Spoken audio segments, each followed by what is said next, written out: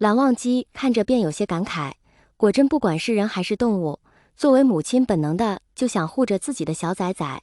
然感慨归感慨，他还是很愉悦地将整个兔子窝都掏了带了回去。下山途中也没忘了他此前说的要挖些兰花带回去种。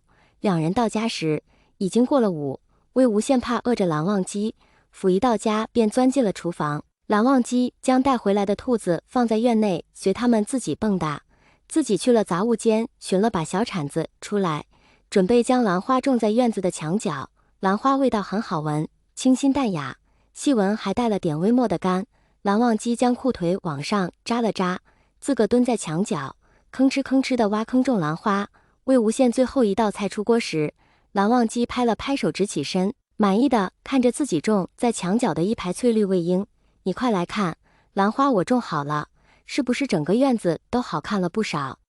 魏无羡将菜移至院中的石桌，又返回厨房端了2碗米饭出来，笑着看了眼立于墙角仰着头等着被夸的人，竖起大拇指，毫不吝啬夸奖道：“真厉害！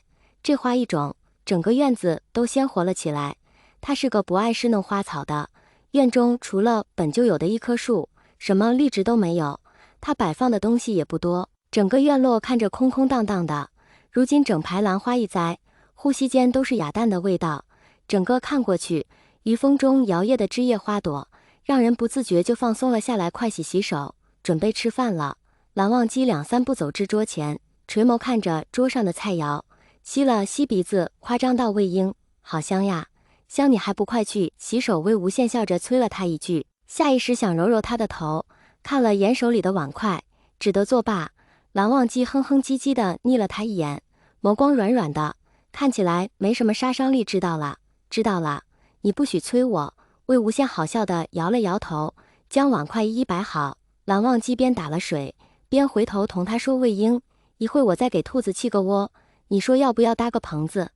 魏无羡摆好碗筷，拿了块干帕子给他擦手，环顾了一眼周围，指着另一边的墙角：“兔子窝就搭在那儿吧，再给窝上头搭个棚子，以防下雨。”蓝忘机对此没什么意见，看了眼那个角落，点了点头。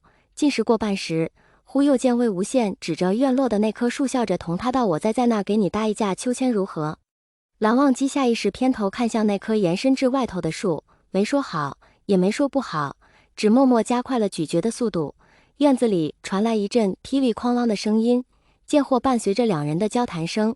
蓝忘机在认真的给兔子建窝搭棚，魏无羡一门心思的在琢磨秋千架到哪个高度最好。蓝湛，你怕不怕高？按照魏无羡的想法，秋千架当然是越高越好，随便晃荡几下就可以荡得很高，好玩又刺激，又担心万一蓝忘机恐高会被吓到。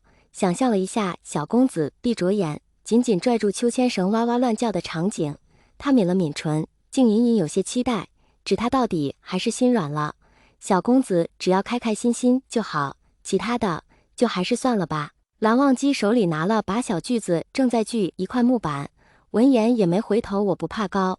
听他说不怕高，魏无羡不知怎地，莫名还有些失落，又觉自己这想法不应该，了一声，也不再说话，从杂物间抱了一堆用料过来，绳子选了最坚实的，底下做的木板也选了最光滑的。他还细心的给木板包了一层厚厚的布。做完这一切，他自己先在上头坐了坐，确保足够舒适安全。忽听蓝忘机小声嘶了一声，他心口一紧，嘴里问着怎么了。人已经跃下秋千架至了蓝忘机跟前，就见蓝忘机捂着手指，可怜巴巴地看向他：“魏婴，我手被锯到了。”他心下一急，想看看，又不敢贸然动手，严不严重，痛不痛？他心头懊恼又自责，小公子做得像模像样，又说什么都不要他帮忙，他也就放松了警惕。这不应该的，小公子明显是第一次使用这些工具，他应该看着他的。蓝忘机抬起手，将自手缝中溢出的血给他看，拧紧了眉头，模样可怜又委屈痛。魏无羡轻叹了一声，拉着他回房给他换药，看着他手上被锯出来的并不完整的伤口，难掩心疼，药膏涂抹上，带出一阵刺痛。蓝忘机瑟缩了一下手，眼圈都红了。魏无羡给他涂抹药膏的手指一顿，力度轻的不能再轻。魏婴，一定要包成这样吗？半晌后，蓝忘机看着被魏无羡包扎出来的自己馒头一样的手，有些无语。他承认伤口锯得有点深，但包扎成这样，不止毫无美感可言，一点也不方便，真的大可不必。